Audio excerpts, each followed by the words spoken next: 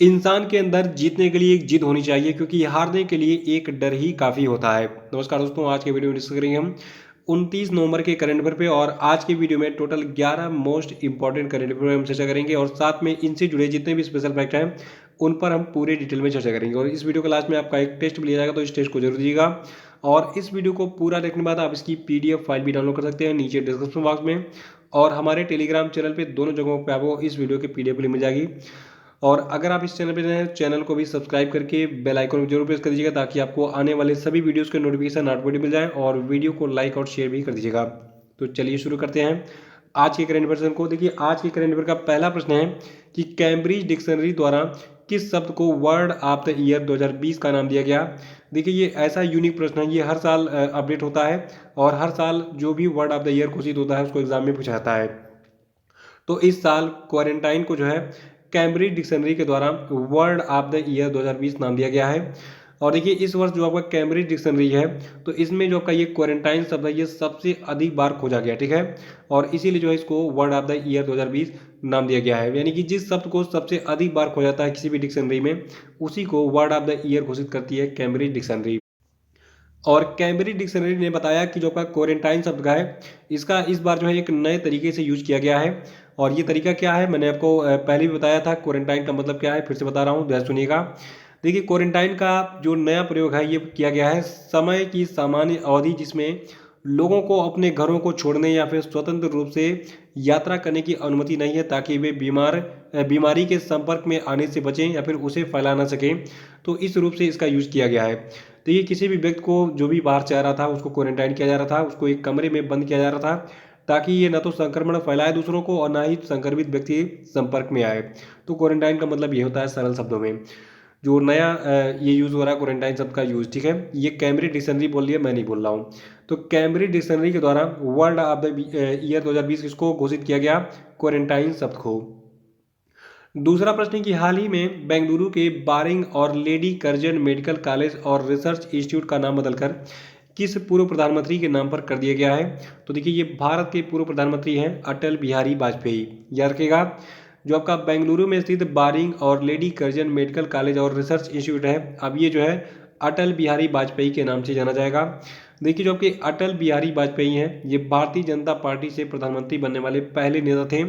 और इन्होंने 1996 में, 1998 से 1999 तक और फिर 1999 से 2004 के बीच में पूरे 5 वर्ष के कार्यकाल के लिए 3 बार जो है प्रधानमंत्री के रूप में कार्यभार संभाला था।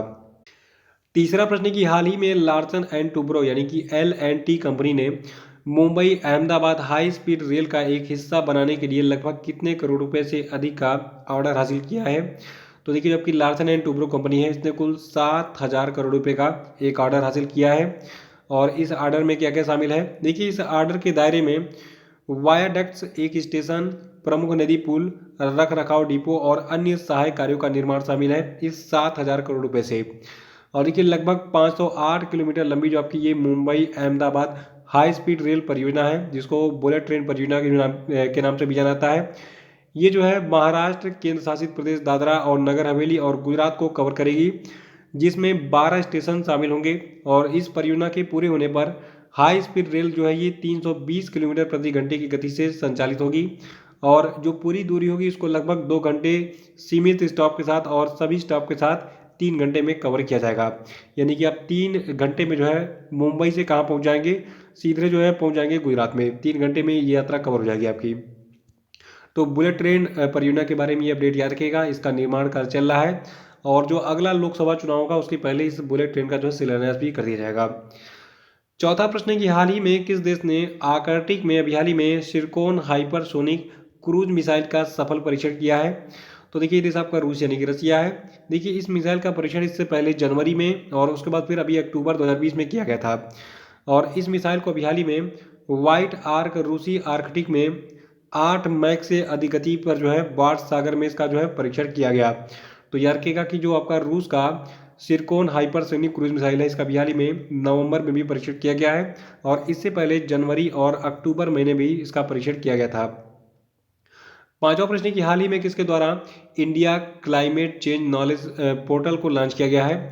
तो देखिए, इस India climate change knowledge portal को लॉन्च किया गया है प्रकाश जावड़ेकर के द्वारा, जो कि भारत के केंद्रीय पर्यावरण मंत्री हैं, ठीक है।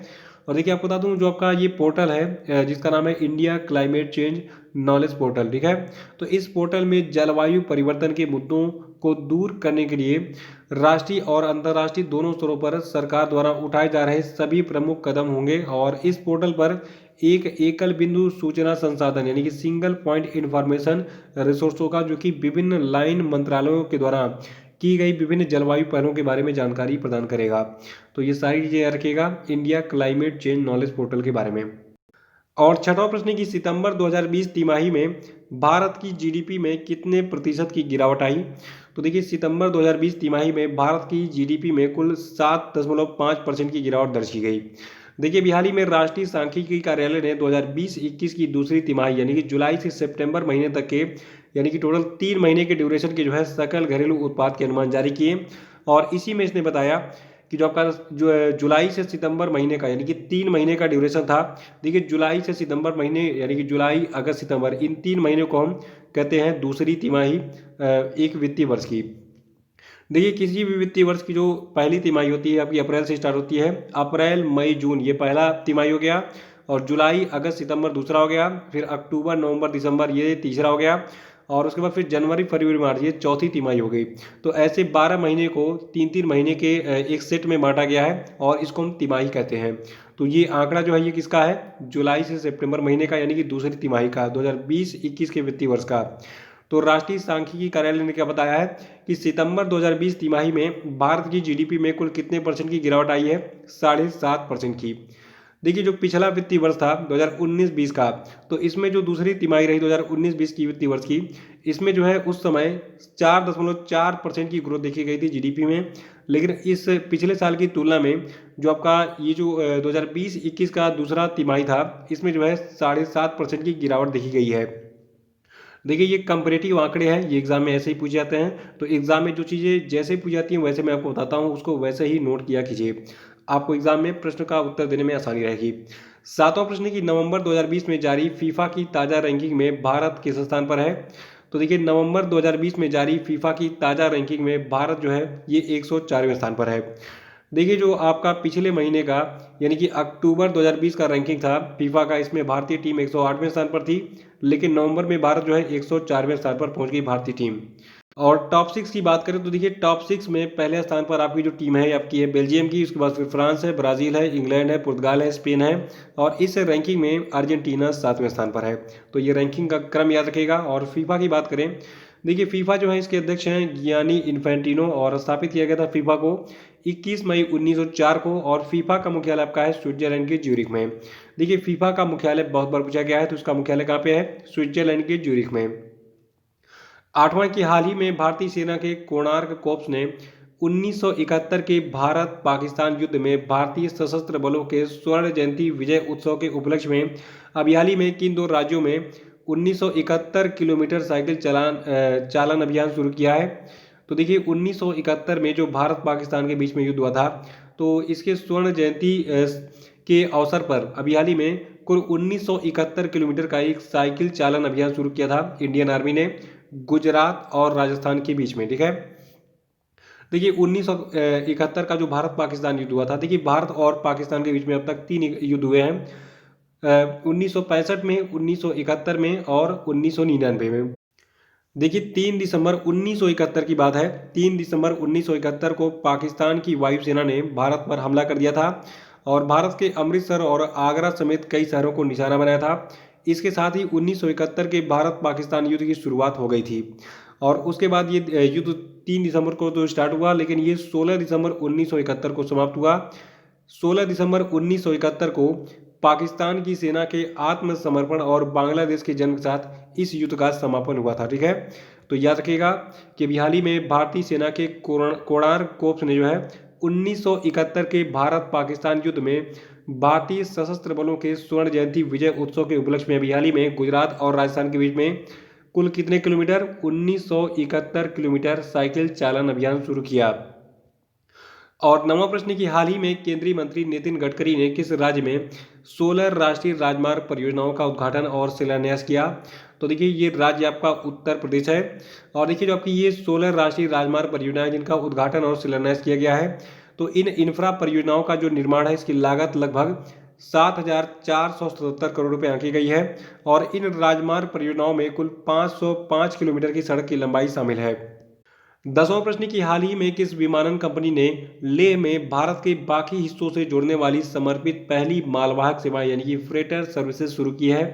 तो देखिए ये विमानन कंपनी आपकी स्पाइस जेट है और स्पाइस जेट की जो ये सेवा शुरू की गई है तो इसकी पहली सेवा किस स्थान से शुरू की गई? ये दिल्ली से शुरू की गई। देखिए हाल ही में स्पाइस जेट एयरलाइन ने दिल्ली से लेह तक कुल 13 टन कार्गो की आपूर्ति के साथ अपनी पहली मालवाहक उड़ान का संचालन भी किया। और देखिए जो स्पाइस जेट है इसकी समर्पित कार्गो आर्मी है जिसका नाम है स्पाइस एक्सप्रेस।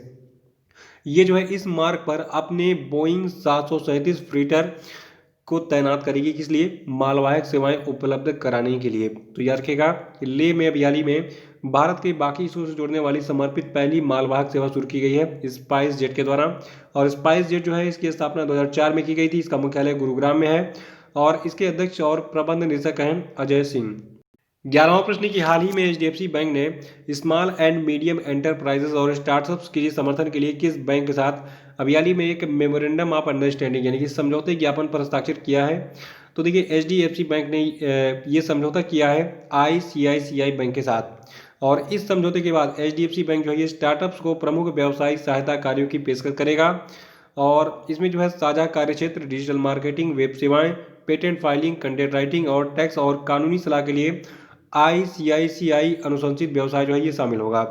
और देखिए जो आपका आईसीआईसीआई है ये निवेशों के लिए संभावित startups, small and medium enterprises और micro and small medium enterprises का मूल्यांकन और अनुशंसा करेगी। इसके बाद अप्रूवल होगा। ठीक है, तो याद रखिएगा हाल ही में एचडीएफसी बैंक जो इसने स्मॉल एंड मीडियम एंटरप्राइजेज और जितने भी नए स्टार्टअप्स हैं इनके समर्थन के लिए आईसीआईसीआई बैंक के साथ जो है एक समझौते ज्ञापन पर हस्ताक्षर किया है।